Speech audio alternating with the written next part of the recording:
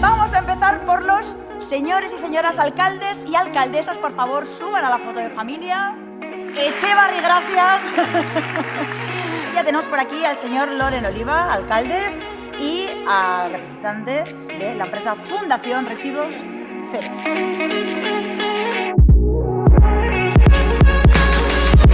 Como sabéis, estamos en la Semana de la Ciencia.